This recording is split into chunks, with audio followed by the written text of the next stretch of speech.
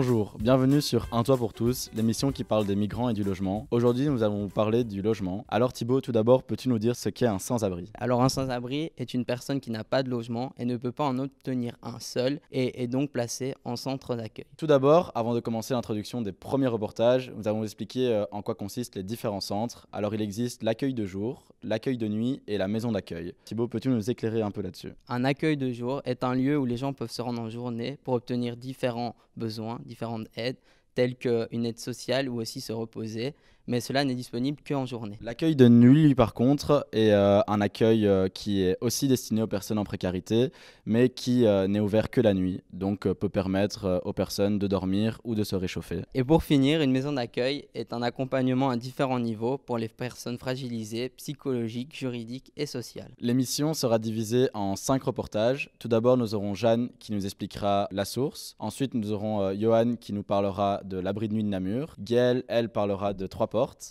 Et Estelle nous parlera de la rencontre avec la ministre Céline Frémaux et Christophe. Et finalement, Ève-Marie terminera avec le reportage au sujet de la serre. Et maintenant, nous accueillons Jeanne pour le premier reportage. Pour mieux se rendre compte de ce qui est mis en place pour les sans-abri en journée, qu'ils soient adultes ou enfants, nous vous invitons à regarder ce reportage attentivement, tourné dans un centre d'accueil de jour, La Source. Nous nous sommes rendus à l'SBL Source, à Bruxelles. Cet établissement a pour objectif principal d'aider les personnes sans logement ou en forte précarité. Il y a 3 pôles différents. Il y a une maison d'accueil, il y a le centre d'accueil d'urgence de jour dans lequel je vous accueille aujourd'hui, et il y a l'Arbre à Bulles, qui est un espace à destination des enfants de 2 ans et demi à 12 ans. Des éducateurs psychomotriciens les prennent en charge et organisent des activités en fonction de leurs envies. Mais certains projets comme l'hygiène et l'accompagnement parental sont également mis en place pour permettre aux enfants et aux parents de garder un contact. L'accueil de jour est un endroit destiné aux personnes sans domicile où ils peuvent développer une vie sociale, participer à des activités collectives. Ici, il y a eu beaucoup d'aide, vraiment beaucoup d'aide, de soutien moral, psychologique. Elle fournit un accompagnement psychosocial, administratif, un lit et des repas. Le restaurant social, ça fait partie de l'offre de service de la rencontre. Ça veut dire très clairement qu'ici, en période hivernale, à 10h15, on va offrir un petit déjeuner. Ensuite, à midi, on offre de la soupe. On demande une participation de 3,50 € et on est en train de réfléchir à comment rendre ce service encore gratuit. La Source est donc une ASBL diversifiée par ces 3 pôles. Elle permet de répondre à des besoins basiques avec l'accueil de jour, mais aussi un meilleur suivi avec la maison d'accueil. Si toutes les ASBL se diversifiaient autant, l'État devrait moins choisir qui mérite le plus de subsides. Pour mieux comprendre le quotidien des personnes vivant dans la rue, nous avons eu l'envie d'aller voir à quoi ressemble un abri de nuit. Les responsables de l'abri de nuit qui se situe derrière la gare à Namur ont accepté de répondre à nos questions. Nous nous sommes rendus à l'abri de nuit Gérard Jacob à Namur, ouvert depuis 2012. Il est ouvert toute l'année de janvier à fin décembre. Il possède 33 places pour hommes, femmes et personnes avec leurs chiens. Il y a des gens qui sont clochards, des gens qui vivent dans la rue depuis très longtemps, et puis il y a des gens qui sont dans vraiment des accidents de vie, qui avaient une situation et puis qui tout d'un coup pour diverses raisons se retrouvent avec rien du tout. Et puis il y a des gens aussi qui sont ici parce qu'il n'existe pas d'autres possibilités et des choses qui ne sont pas nécessairement adaptées à leurs problèmes. Je pense particulièrement aux personnes en situation illégale, comme on dit, qui n'ont pas d'autorisation de séjour sur le territoire. L'abri ouvre ses portes à 21 h. On les accueille et prend leurs coordonnées. Les personnes peuvent déposer leurs affaires en sécurité dans des casiers. Ils ont accès aux espaces sanitaires avec des douches et des toilettes. Ils peuvent circuler dans la cour, l'espace commun, discuter avec les éducateurs et les personnes ayant des chiens ont accès à des niches. Vers 22 h, les gens ont accès aux chambres et les quittent le lendemain à 7h30. Namur ne crée pas la pauvreté, mais elle doit gérer cette précarité et cette pauvreté. Et donc au niveau de la ville, au niveau d'un réseau d'associations, mais il y a plein d'actions qui sont mises en place. Et donc en ce sens, c'est passionnant parce que tous les matins, on se dit qu'on va mettre en place des choses positives, constructives et pour lesquelles on va voir l'effet assez rapidement. La ville de Namur possède un réseau très développé d'associations qui aident les sans-abri. mais il reste encore beaucoup à faire. Il faut qu'il y ait de plus en plus de communes et de villes qui organisent un tel accueil comme l'abri de nuit, parce qu'il n'y a pas beaucoup d'abris de nuit au niveau de la région wallonne. Et donc maintenant, il va y avoir une imposition pour qu'il y ait au moins une structure comme celle-ci dans chaque province de la région wallonne. C'est aussi important parce que Namur ne peut pas non plus concentrer l'ensemble des problèmes. Il faut qu'on puisse un peu partout avoir des lieux d'accueil pour les personnes. Il faut aussi, et c'est important, qu'il y ait d'autres choses que l'abri de nuit, des choses qui permettent d'accompagner les gens vers un mieux, mais aussi que ce mieux existe. Et moi, je remarque dans mon travail qu'on a beau parfois accompagner les gens, parfois ce mieux n'existe pas. Il n'y a pas assez de logements, il n'y a pas assez de travail, il n'y a pas assez de choses qui permettent aux gens d'avoir des revenus décents. Nous nous sommes rendus compte qu'il existe des solutions ponctuelles pour les sans-abri, mais dans l'idéal, il faudra apporter une aide qui soit plus efficace sur le long terme.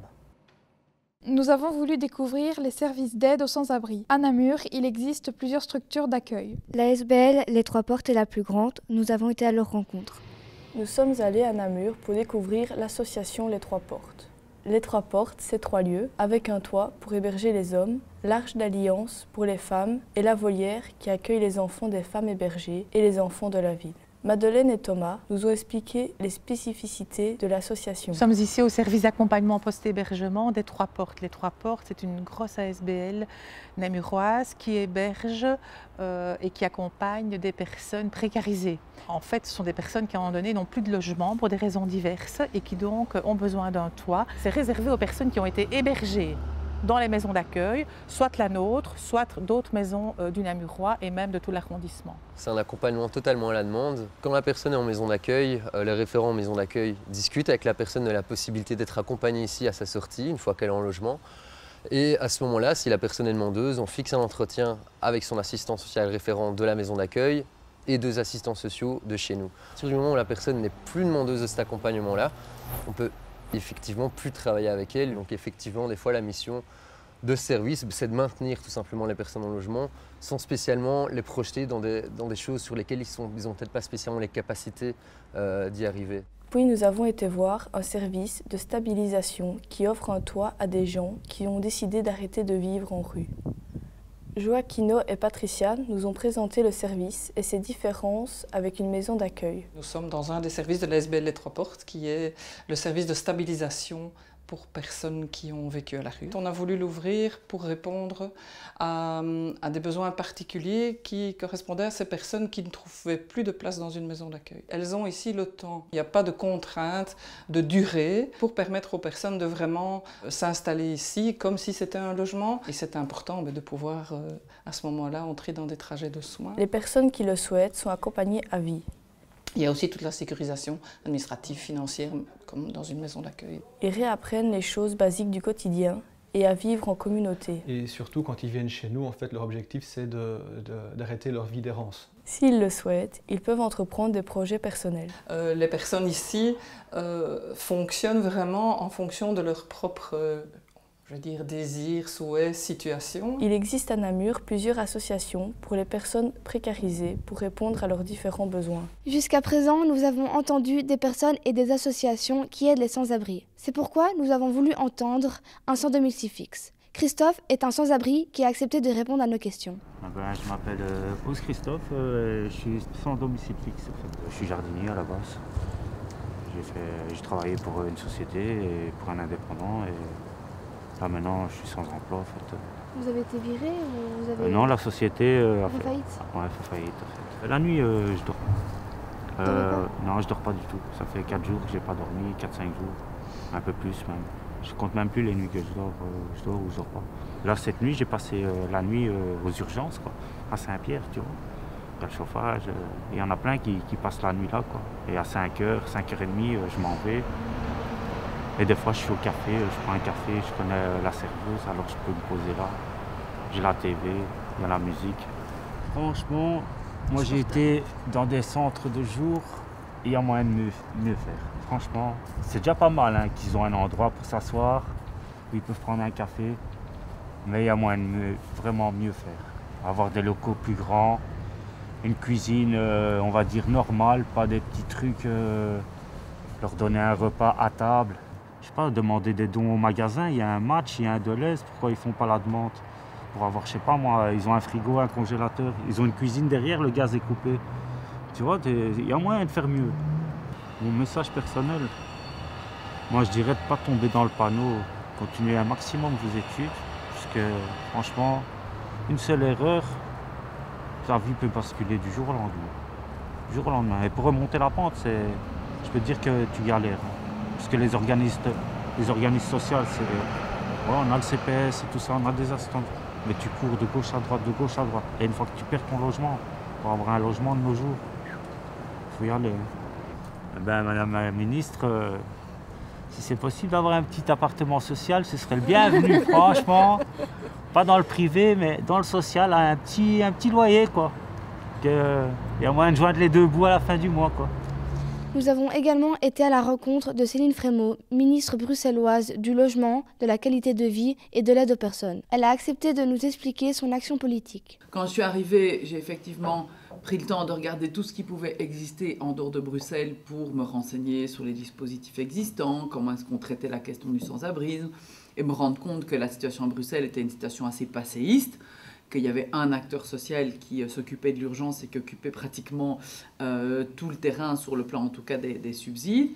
Et puis j'ai essayé de regarder au-delà évidemment de Bruxelles des mécanismes très différents d'appréhension du sans-abrisme comme les programmes Housing First qui viennent du Canada et où les personnes qui sont sans-abri vont du jour au lendemain pouvoir accéder à un logement et pas avoir des politiques comme elles existaient auparavant, c'est-à-dire vous êtes sans abri, vous allez d'abord vous faire suivre, vous allez d'abord avoir, je dirais, toute une série de bons points avant d'arriver à votre logement au final. Ici, on a décidé de donner le logement tout de suite à la sortie de la rue et de permettre aux gens d'être suivis à l'intérieur de leur logement.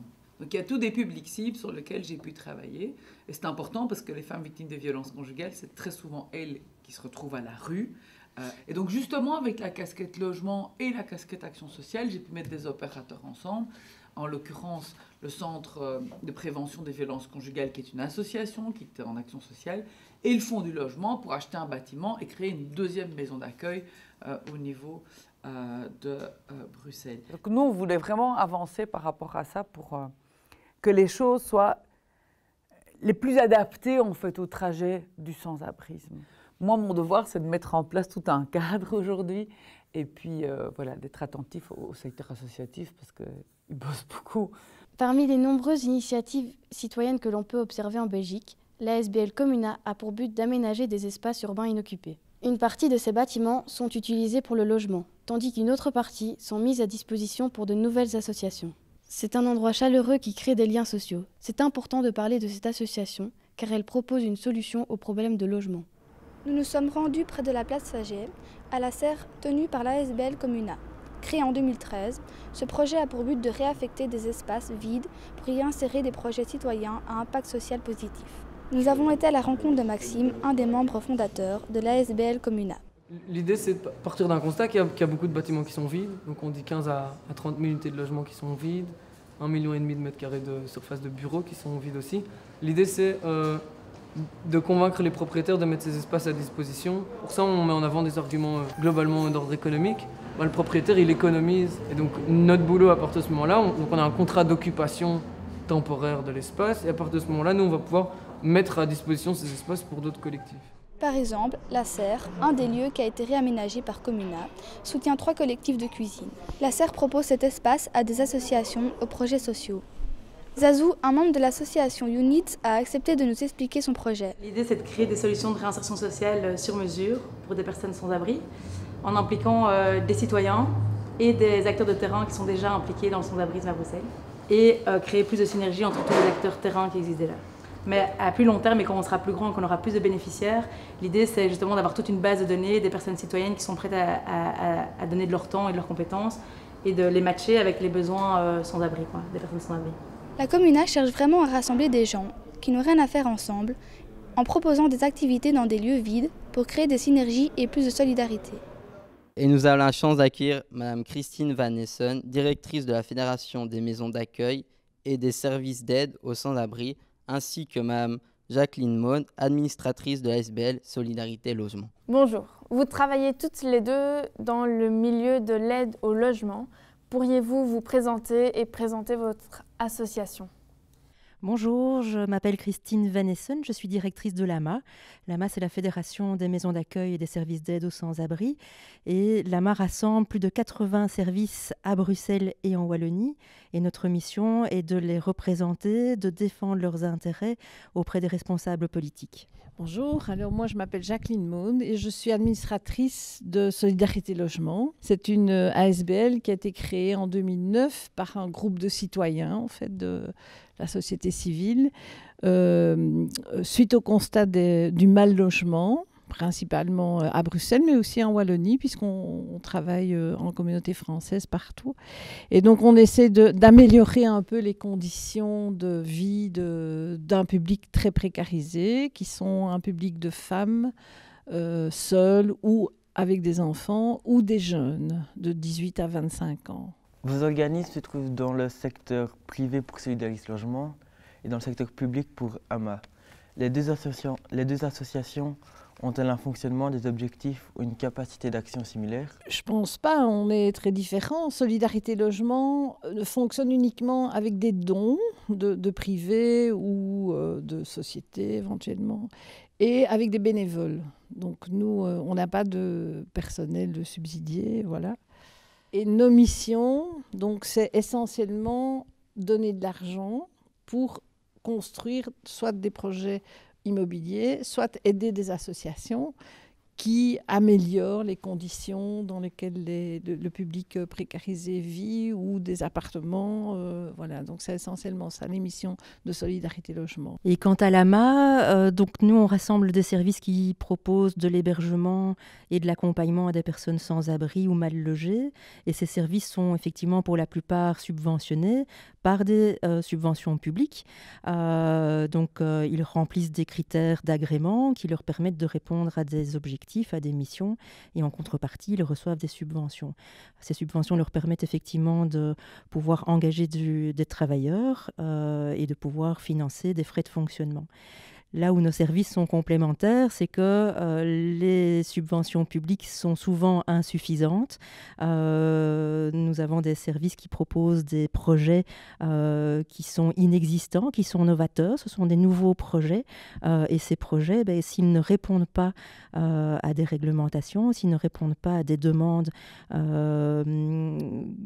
qui sont directement dépendantes de subventions publiques, il faut bien les faire financer ou en tout cas trouver les moyens de les faire vivre. Et un service comme Solidarité Logement, une association comme Solidarité Logement, permet effectivement de nous aider à réaliser toute une série de projets. Donc Madame Maune, le fait que vous soyez indépendante de l'État vous confère-t-il plus d'autonomie ? Je peux difficilement répondre à cette question pour les autres, donc je ne sais pas si c'est plus ou moins d'autonomie. En tout cas, on a une totale liberté d'action, puisqu'on peut choisir nous-mêmes les projets qu'on va financer, les associations avec lesquelles on travaille, etc.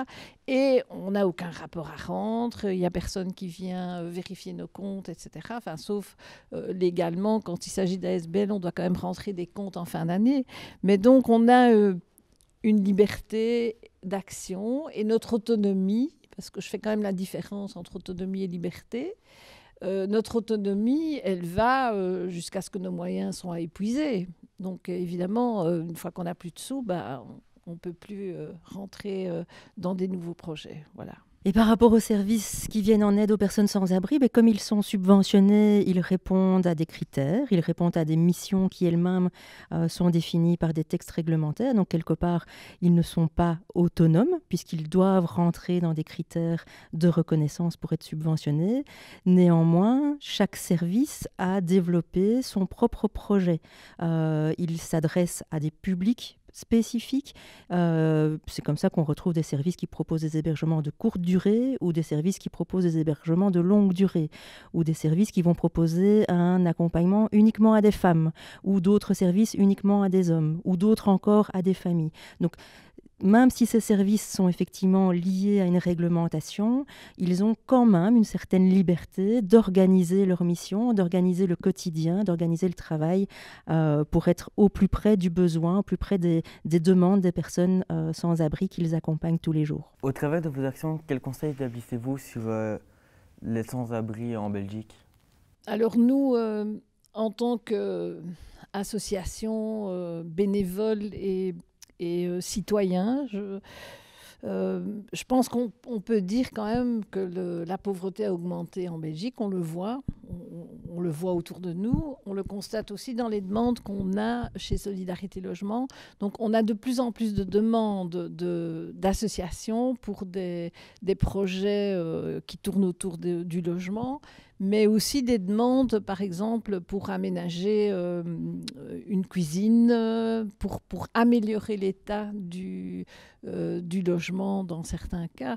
Et donc, bon, forcément, on n'a pas un fonds sans fin, donc on est obligé de refuser pas mal de projets aussi, puisqu'on n'a pas suffisamment de moyens, mais c'est clair que les constats, on les fait tous les jours suite aux demandes qu'on reçoit en fait.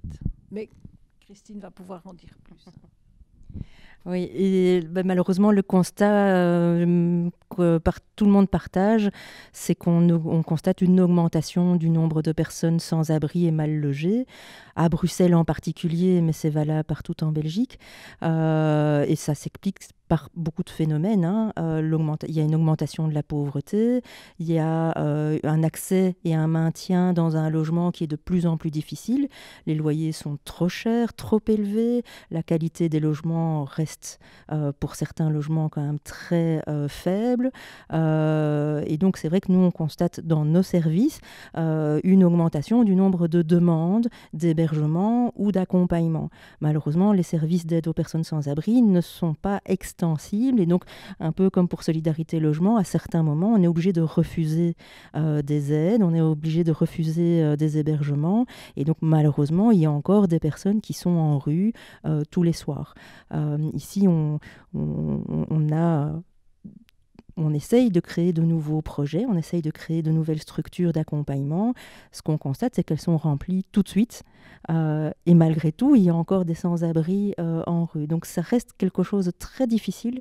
Le constat, c'est une augmentation du nombre de personnes sans-abri ou mal logées. Et malgré des services qui se créent, malgré des ouvertures de places supplémentaires, il y a encore des personnes sans-abri qu'on ne peut pas accompagner. Si vous disposiez de plus de moyens financiers, quelles améliorations aimeriez-vous apporter? En ce qui concerne les services d'aide aux personnes sans abri, j'aimerais avoir 3 souhaits. Le premier souhait, il est général, c'est qu'il y ait tout simplement moins de personnes sans abri. C'est aussi simple que ça.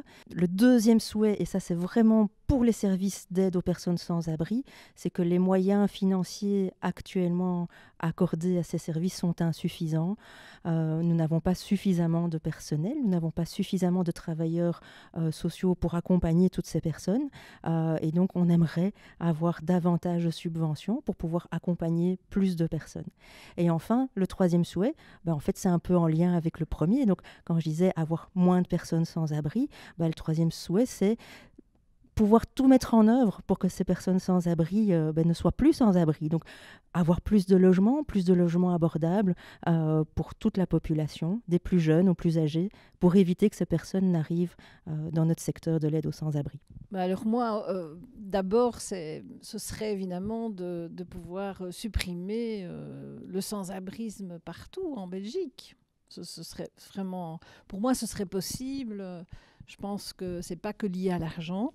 Bon, alors, je pense que c'est aussi lié à un manque de volonté politique. On pourrait dégager des budgets pour ce faire. Il n'y a pas énormément de monde en Belgique qui est sans abri. Et puis la Belgique est un pays riche quand même. Donc ça, c'est dans l'idéal. Mais bon, c'est un rêve, quoi. Alors, concernant Solidarité Logement, si on avait plus de moyens, évidemment qu'on pourrait aider plus de personnes dans la rue, de personnes mal logées, de jeunes, etc. On pourrait développer beaucoup plus de projets, ça c'est clair, quoi. C'est ce qu'on aurait envie de faire en tout cas. Avez-vous un exemple de projet que vous avez financé? J'ai un exemple qui est une maison dont on a pu bénéficier à XL, qui est une superbe maison de maître. Et donc, on a eu la chance d'avoir un propriétaire qui a été d'accord de mettre cette maison à la disposition d'une AIS, d'une agence immobilière sociale, donc qui s'occupe des locations. Et puis, on travaille aussi avec 2 associations qui sont conviviales et qui a un public donc d'émigrés, et puis qui est le CEMO, qui est une AMO qui se trouve à Saint-Gilles et qui travaille avec des jeunes de 18 à 20 ou 25 ans. Je me demande s'ils ne vont pas jusqu'à 25 eux aussi. Enfin, voilà, donc c'est une mixité de public qu'on a pu mettre dans cette maison. C'est un peu une maison intergénérationnelle, puisqu'il y a des réfugiés, des familles, et puis il y a des jeunes tout seuls, et puis voilà, donc ça se mélange très bien, et ça fonctionne super bien. Donc ça, c'est vraiment un beau projet qu'on a pu mettre en place depuis déjà maintenant 2-3 ans, je pense. Merci beaucoup à vous d'être venus sur le plateau et d'avoir répondu à nos questions. Depuis 6 mois, nous avons eu la possibilité de rencontrer des sans-abri, des personnes de terrain et des acteurs politiques. Notre regard a changé grâce à ces témoignages et ces rencontres. Leur histoire personnelle et leurs témoignages nous ont fait comprendre que cela pouvait arriver à tout le monde et nous ont rapprochés d'eux. Un grand merci aux personnes qui ont accepté de nous consacrer du temps et aussi qui ont accepté de répondre à nos questions. On prend conscience que l'engagement des citoyens, c'est bien, mais qu'il faut que le monde politique suive. Nous espérons que vous en avez appris autant que nous et que vous serez sensibilisés à la question du sans-abrisme et du logement précaire.